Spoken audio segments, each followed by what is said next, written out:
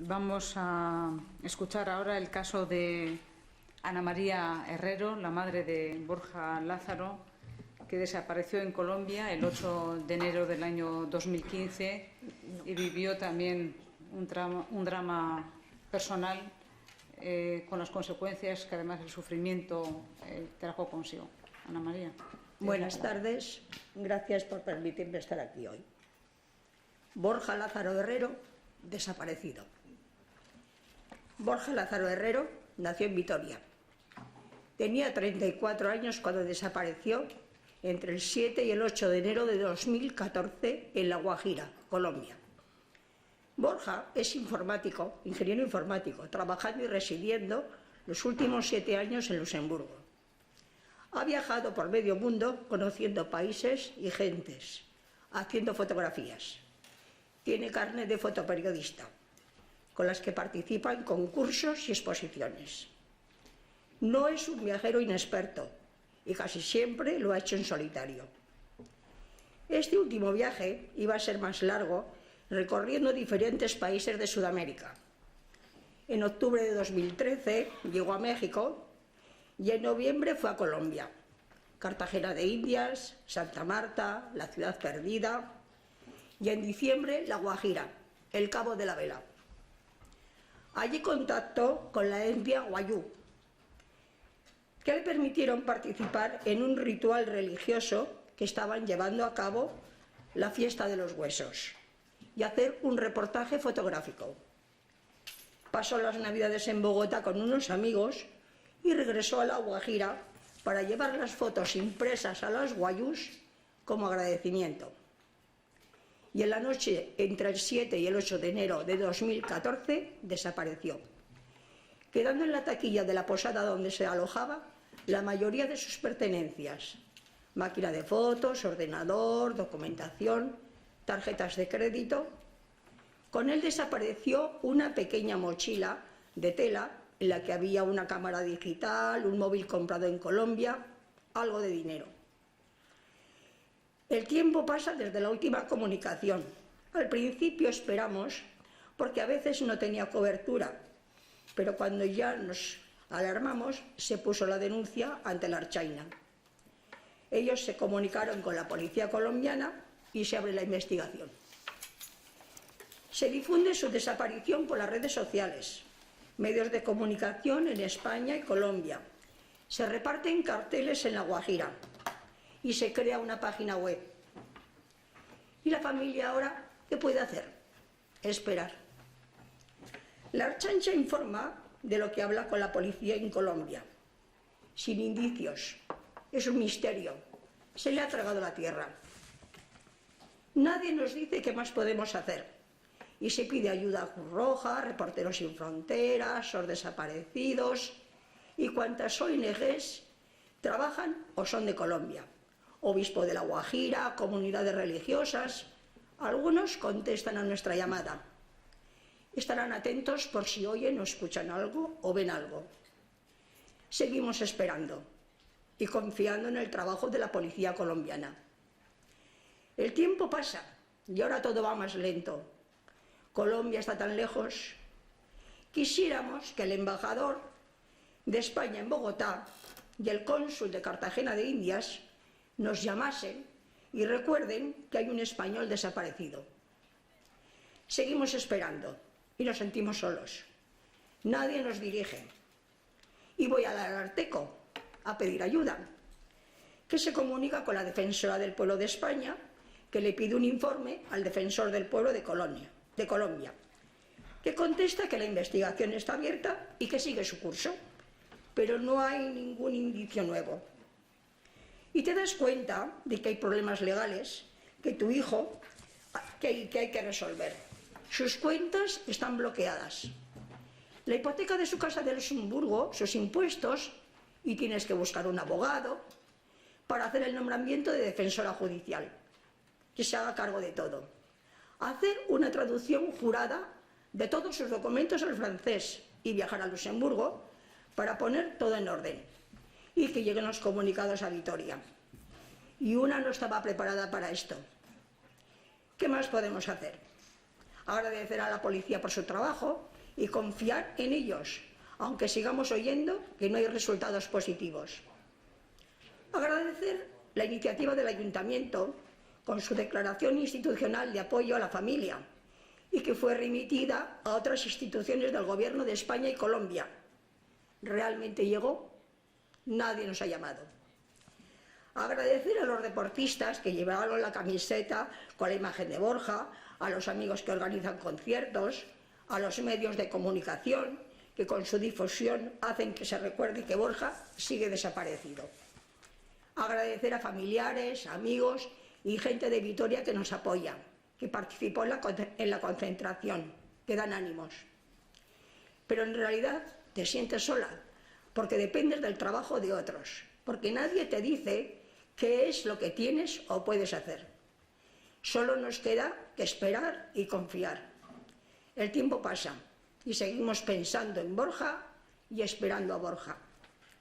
Hay angustia y pena, pero sobre todo hay esperanza. No la podemos perder. Solo me queda una cosa que decir. Por favor, no nos olviden. Muchas gracias.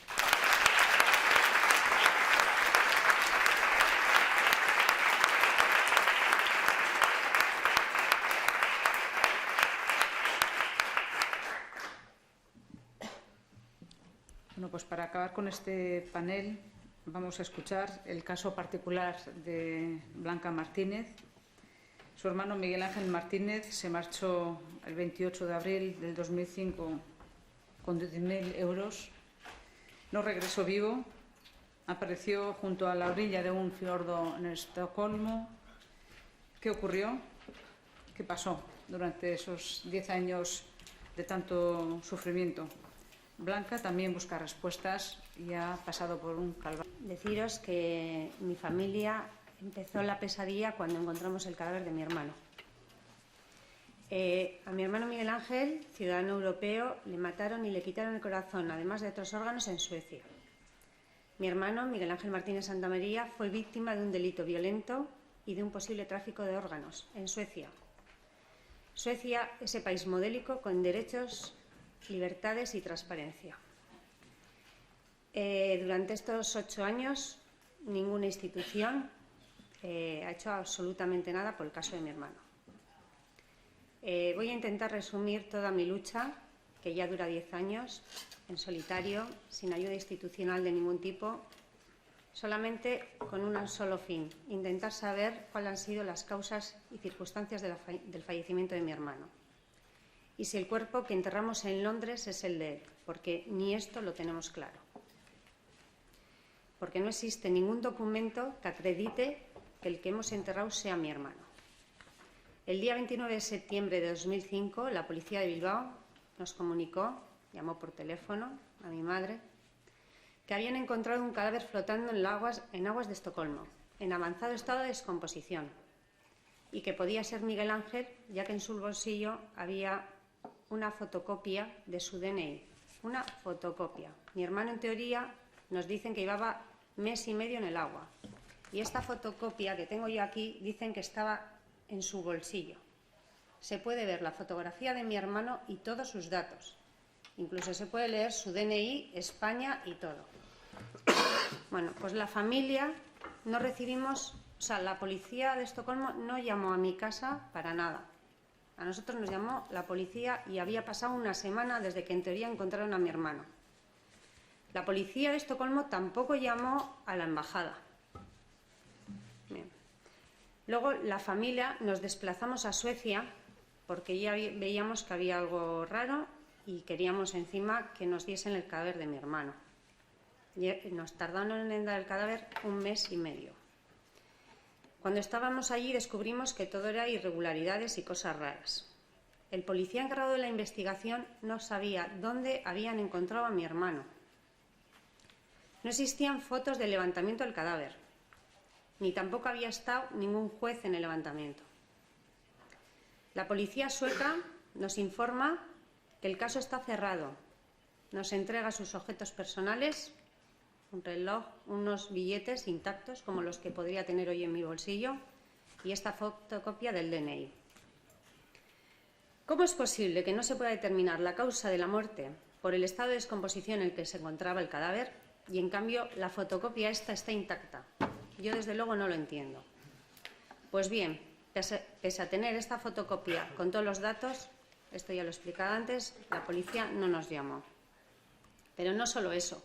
Cuando fuimos a Suecia, nos dijeron que teníamos que dar las gracias, que sabemos que mi hermano está muerto, porque en casos así en Suecia se entierra a las personas sin nombre. Y mi pregunta es, ¿cuántas personas, ciudadanos europeos y no europeos, están enterradas en tumbas sin nombre? A pesar de que no teníamos claro qué es lo que había pasado, a mi hermano le repatriamos a Londres porque era una ciudad donde había vivido y donde quería ser enterrado. Pues bien, mes y medio había pasado desde que en teoría el cadáver apareció. Pues tuvo que permanecer 5 días en el aeropuerto, en las cámaras frigoríficas del aeropuerto, porque los suecos no habían mandado la documentación oportuna. No sé si los suecos o la Embajada de España. El acuerdo sobre traslado de cadáveres del 73, porque en Europa el traslado de cadáveres se basa en una ley del año 73, con todo lo que ha podido cambiar esta historia. Exige que el cadáver esté provisto de un salvoconducto mortuorio y que se indique la causa de la muerte y que en el cierre del féretro esté presente un miembro del consulado. Pues en el caso de mi hermano, estos requisitos se incumplieron. En Londres, ante las anómalas circunstancias, allí abrieron una investigación y realizaron un examen post-mortem. Y la conclusión del forense de allí fue que no se podía determinar la causa del fallecimiento porque a mi hermano le faltaba el corazón y otros órganos. En concreto llegó con 6 órganos, más o menos. Y este es el hecho que nos hace pensar que mi hermano ha podido ser víctima de un delito de tráfico de órganos. Cuando les preguntamos a la policía de Estocolmo y a la forense sueca a ver qué había pasado con el corazón de mi hermano, sus respuestas fueron contradictorias. Tampoco entendemos cómo se pudo enterrar un cadáver en Londres sin causa de fallecimiento y encima que le faltaba el corazón, y tampoco cómo pudo ser repatriado. 1 año y medio después y de mucho insistir, la policía a nosotros no nos entregó el informe forense. Únicamente nos entregó un documento que era el dictamen, una hoja. Entonces solicité a la forense que por favor nos enviase la autopsia de mi hermano. Y la autopsia de mi hermano nos llegó 1 año y medio después, en sueco. Y estaba plagada de muchísimas irregularidades. Primero, la autopsia comienza, hombre desconocido, posiblemente se trata de... ¿Cómo que hombre desconocido? La autopsia es de una persona individual con unos datos, no es de un hombre desconocido. Por lo tanto, se ha incumplido lo dispuesto en la recomendación por la armonización de autopsias de 1999. Desde el primer momento a nosotros se nos ha afirmado que mi hermano había muerto ahogado y que se había suicidado. Pues bien, la propia forense que hizo la autopsia, la sueca, dice que los pulmones de mi hermano eran normales. El de Londres lo confirma. Hay elementos que nos indican que mi hermano, si es la persona que hemos enterrado en Londres, sufrió un golpe violento en la espalda con un objeto metálico. Y según la policía sueca, ese golpe se ha producido por causas naturales. Tampoco lo entiendo.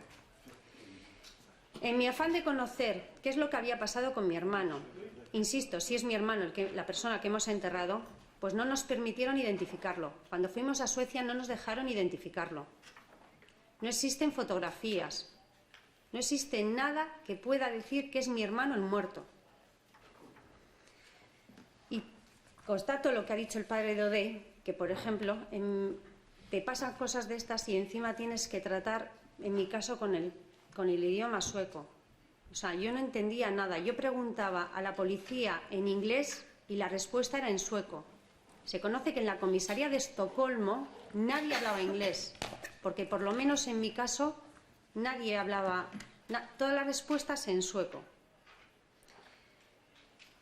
Con mucho esfuerzo fui preparando un dossier, porque en concreto a mí me entregaron 3 fotocopias, un certificado de fallecimiento y un cadáver.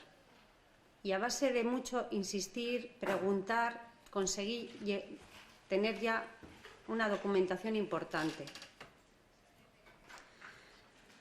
He podido vivir durante todos estos años con rabia y perplejidad, bueno, ya ni me salen las palabras, la no existencia de un departamento a dónde dirigirme. Yo no tenía ni idea a dónde había que dirigirse, pero miré por internet y me dirigí a todos los sitios. Al defensor del pueblo sueco, al ministro del Interior, al Ministerio de Asuntos Exteriores, al Gobierno vasco, a derechos humanos, asociaciones, políticos, Parlamento Europeo, a todos los sitios. En la mayoría de los casos, lo único que me he encontrado ha sido indiferencia, siendo la actitud de todos ellos evasivas, con frases como: tienes toda la razón, pero no te podemos ayudar, porque como ha ocurrido en Suecia, no podemos entregar los documentos, ya que son de carácter privado. Por supuesto que eran de carácter privado. Hablaban de mi hermano, de mi familia. Eran nuestros. En otros casos, silencio administrativo, alguna promesa incumplida, incluso alguna respuesta ofensiva. Me gustaría incidir en la respuesta del Ombudsman sueco, en el que decía que era caso sobreseído y que todas las actuaciones policiales y forenses habían sido correctas. En este momento yo no tenía ni la autopsia de mi hermano y él decía que era todo correcto. Y hice una segunda queja más tarde y va y me contestó. Esto en castellano, es la primera vez que desde Suecia se me contesta en castellano. Ciertamente, lamento que usted considere que las respuestas que le dieron directamente las autoridades suecas sean oscuras y contradictorias. No obstante, debemos negar la reapertura. De acuerdo con nuestra legislación, el defensor del pueblo sueco solamente debería, bajo circunstancias muy especiales, investigar casos donde los acontecimientos tuvieron lugar hace más de 2 años. Y yo me pregunto, ¿una muerte inexplicada de un ciudadano europeo con mucha probabilidad de un homicidio y una desaparición de órganos no es una circunstancia especial? O el documento del Ministerio de Asuntos Exteriores en el que se dice: con esta damos una de cal, pues me temo que más adelante tendremos que dar alguna de arena. Puedo afirmar con evidencias que nuestros derechos han sido conculcados. Incluso el Ararteko, defensor del pueblo vasco, certifica. Lo que tengo muy claro es que ha habido cuanto menos actuaciones incorrectas, incluso irregulares, por parte de la policía sueca, de la administración de aquel país y también por parte de las autoridades españolas que han intervenido. Los familiares de Miguel Ángel no habían recibido el trato y la atención debida. Por tanto, aprecio sin género de duda la existencia de una mala praxis administrativa. Esto es lo que se llama victimación secundaria y es lo que en este Parlamento se está intentando evitar desde hace muchos años que ocurra con las familias de las víctimas. Pues en mi caso no lo han conseguido. Hace 2 años dejé de estar sola en esta dura batalla. Contacté con una abogada granadina llamada Maite Rojas y juntas preparamos en la Fiscalía Superior del País Vasco un escrito en el que solicitábamos que se investigara la muerte de mi hermano y se procediera a la exhumación del cadáver para su identificación con las técnicas de ADN y la realización de una segunda autopsia que determine cuál ha sido la causa de su fallecimiento. Actualmente dichas diligencias están en la Audiencia Nacional. Esta es una jornada de personas desaparecidas, en los que las familias solicitan la creación de un protocolo que les ayude en la búsqueda de sus allegados. En el caso de mi hermano, este protocolo existía. Estaba firmado y ratificado por este Parlamento. ¿De qué sirve disponer de un protocolo cuando las personas más directamente relacionadas con su desarrollo y puesta en práctica lo desconocen? Pueden quedarse tranquilos, pensando que en este Parlamento se piensan cosas realmente importantes, que se dictan leyes, convenios, protocolos. Pero lo realmente importante sería conocer si la ciudadanía, cuando de verdad necesitamos utilizar estos protocolos, en verdad funcionan. No quiero despedirme sin antes decir que pongo a disposición de cualquiera de los miembros de este Parlamento y de cualquier persona que me quiera escuchar, ya que esta es la primera vez en 10 años que puedo hablar de este caso, todos los documentos que acreditan todo lo que estoy contando. Y si he logrado captar su atención, les aconsejo que lean el artículo del periodista Ferran Barber, publicado en el periódico El Mundo, con el título El enigma del hombre sin corazón. Señoras y señores parlamentarios, ustedes tienen el poder y con él el deber de hacer de Europa un espacio de libertad, seguridad y justicia. Por favor, no lo desperdicien. Gracias.